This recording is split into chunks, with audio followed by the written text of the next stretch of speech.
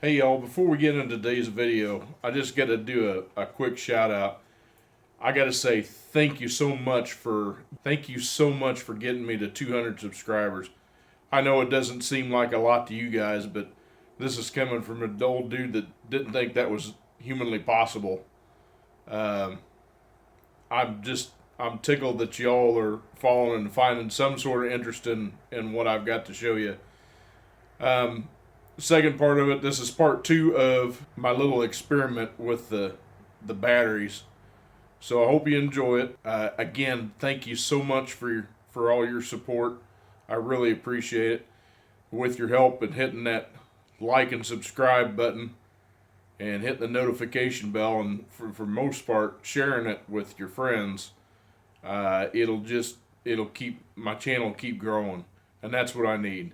So from the bottom of my heart, thank you very much. I appreciate it so much. Um, so here we go. Enjoy the video. All right, y'all. Yeah, you can tell I've changed clothes.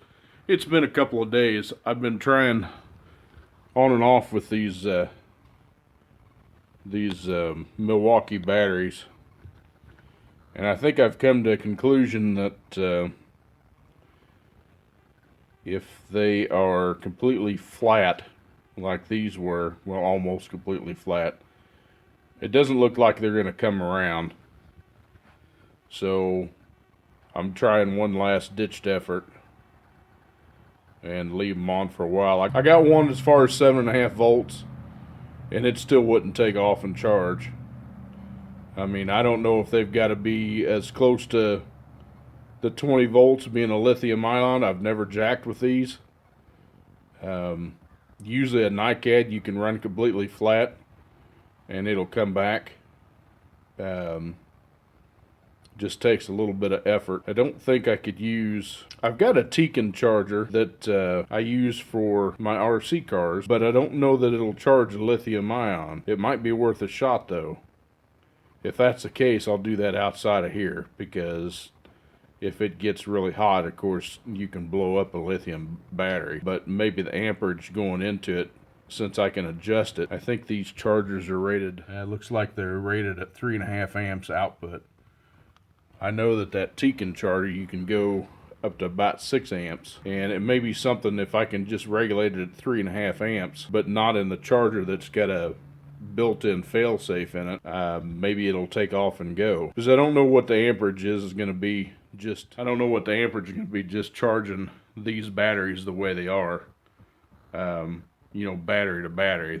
I don't think there's really any amp output. I mean, they've got an amp rating on the battery, but that doesn't, I guess that doesn't, I don't know if that means that, you know, being this one's a 5 amp hour battery, if it's going to put 5 amperes into the dead battery, or what the scoop is. So I might get the other charger later on and see what we can do with it. Maybe that'll work. So anyway, I'm going to try the same thing. I've got this Dewalt, same issue. This thing's practically brand new, but both the batteries are flat.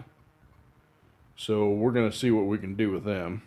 So let's grab these dudes. May have to make some different jumpers just for these. Those look like those would take an alligator clip, actually. Alright, I don't know which one of these is positive and negative, because it doesn't say inside. So let's just put our meter on it and see what it says. Wow. Those are completely flat.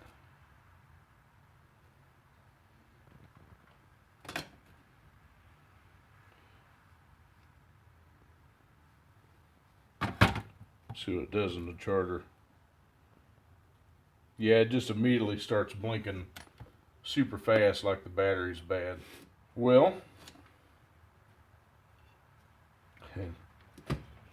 those may be the same boat. Those may not be any good. Let's pull these off. Yeah, see, I got that one up almost 7 volts. But every time you put it on a charger, it don't want to go anywhere, so we'll slide that one back on. Might as well check this other one while I've got the meter in my hand. It's on a smaller battery, so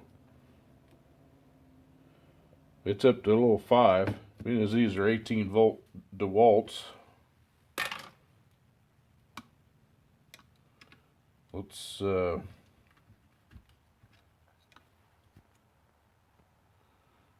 what did we determine was positive and negative on that? Okay, looks like the back one's positive. I didn't like that. That dude sparked.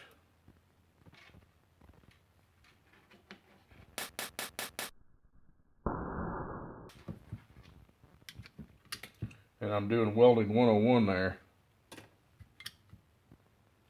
Liable to blow up my other battery. I'm really surprised that sparked the way that did. Oh, look at there.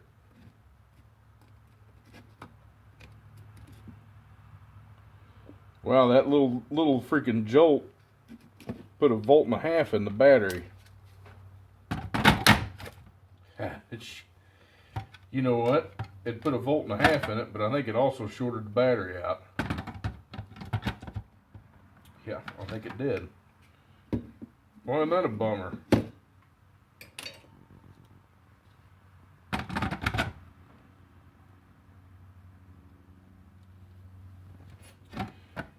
Well, okay, that's something to know about the XRP lithium Dewalts.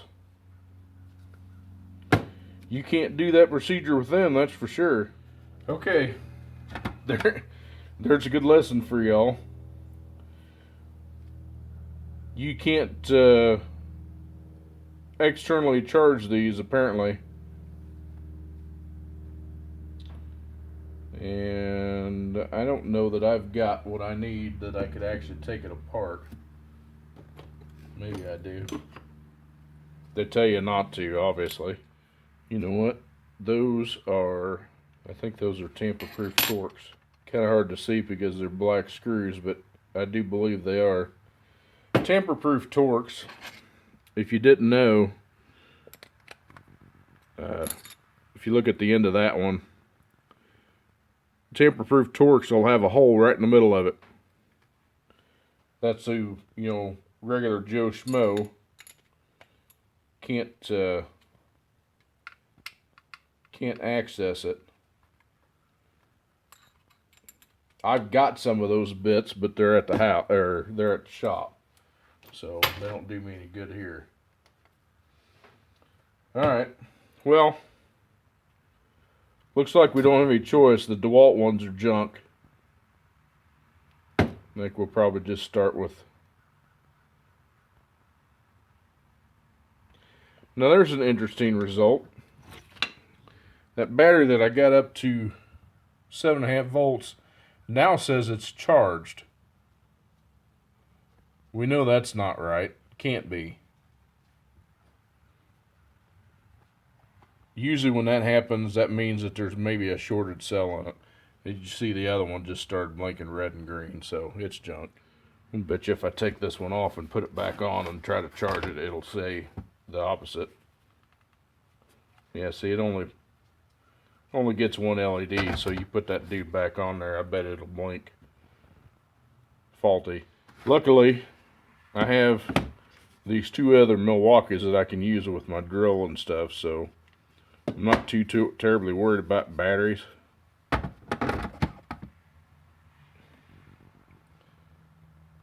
That one says it's charged, so let's put this one on there.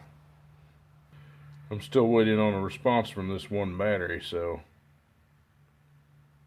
I'm sure it'll start doing its thing here in just a second. Well, that's definitely interesting about the Dewalt. Apparently they've got some internal fail-safe to keep somebody from doing that. Oh, well, wait a minute, there it went. It's still blinking bad. Let's see if it calmed down in voltage since then. Yeah, see, it's below 1 volt. I mean, it's still got a little bit of charge in it. You know, maybe it'll work. I will, I'll get that Tekin charger out and, what are these rated at output? 3 amps. Okay, so that, I could probably regulate the voltage on that Tekin charger also. Curious to whether or not this other one's going to take off and go or not. I kind of doubt it. That might be something else to try too, just thinking about it.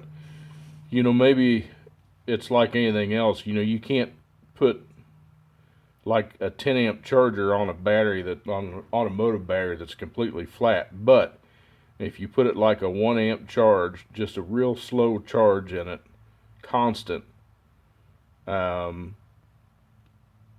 know, till at least get some voltage in it, and then you can up the amperage, you know, it might take off and go. 9 times out of 10 you can save an automotive battery that way, unless it's got a dead short in it. So that might be something worth trying. Since, like I said, I can't adjust the amperage on it, I can turn it way down. Anyway, yeah, let me go get that charger and I'll come back to you. Alright, so I dug out my little power supply that I used for RC cars, and my variable charger, little Tekin charger, and we're going to see what we can do with this.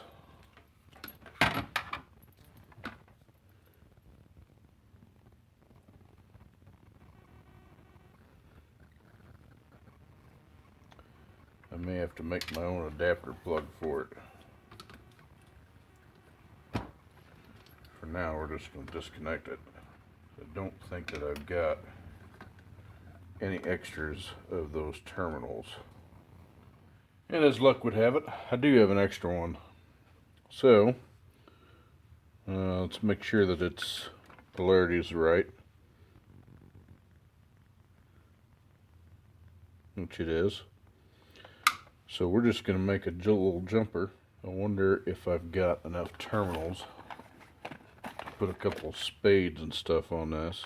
Looks like all I've got is these big, or these little bitty red ones, and they're not going to fit that wire.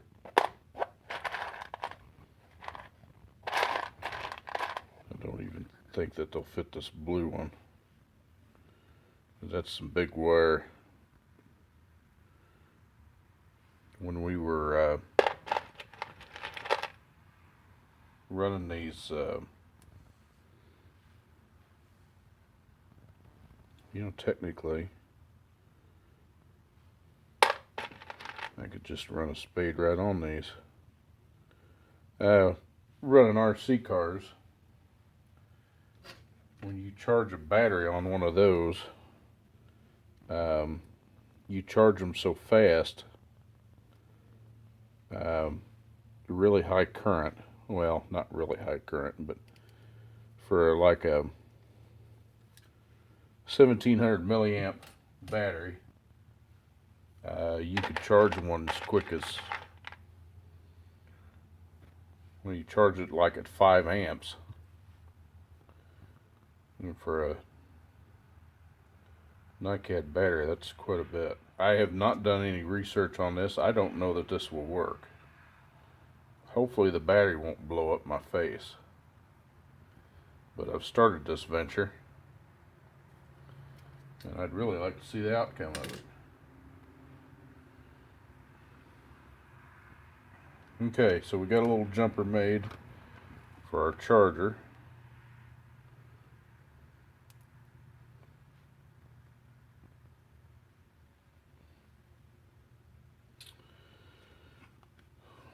Let's try this one first. And for giggles, we are going to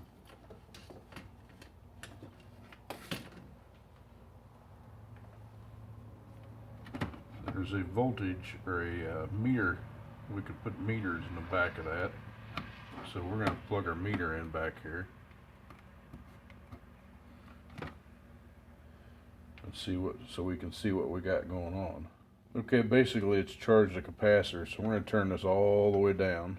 Apparently it didn't like that. That's interesting.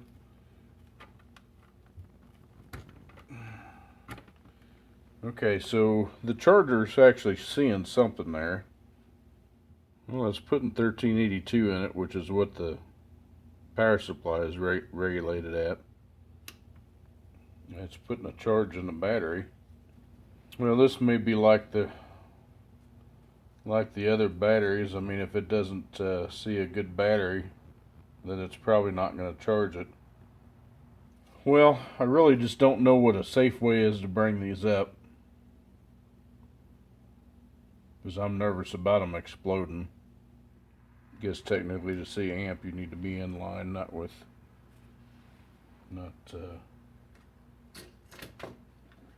beside it. So I'll take my welding, the one I did earlier. Yeah, see, I think this Tekin's got an automatic safety built into it too. If it doesn't see, because I mean it is a smart charger.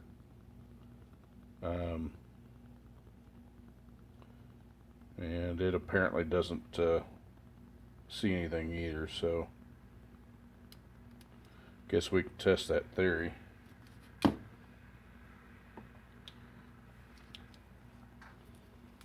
Let's just for curiosity's sake, let's put it on a known good battery and see what it does. That wasn't good.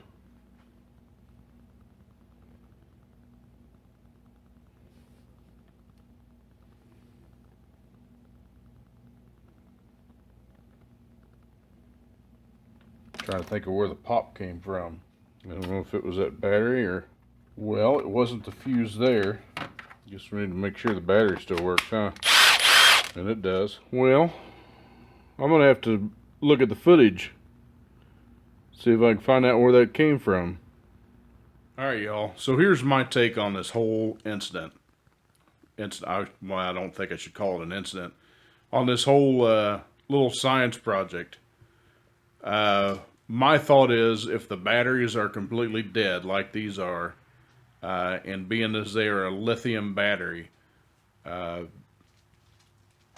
safely to be able to bring them back up to life, it ain't gonna happen. I don't know how these other people are getting it to work.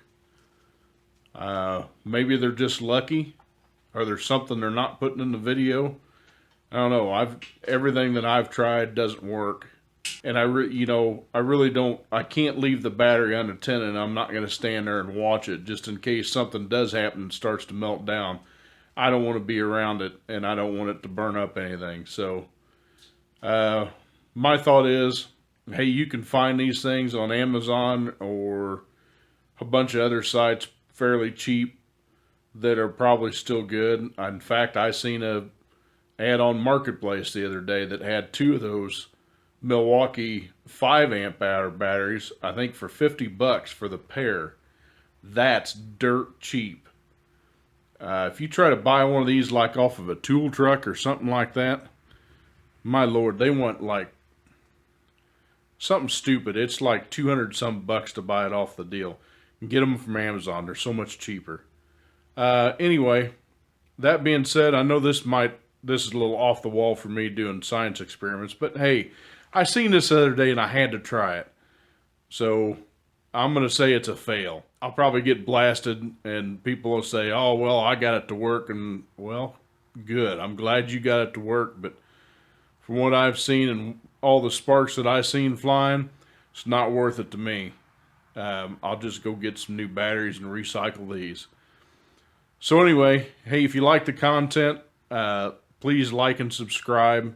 Make sure to hit that subscribe button. Make sure to hit the like button and share this thing. With that being said, y'all have a good night. Till next time, we'll see you and God bless.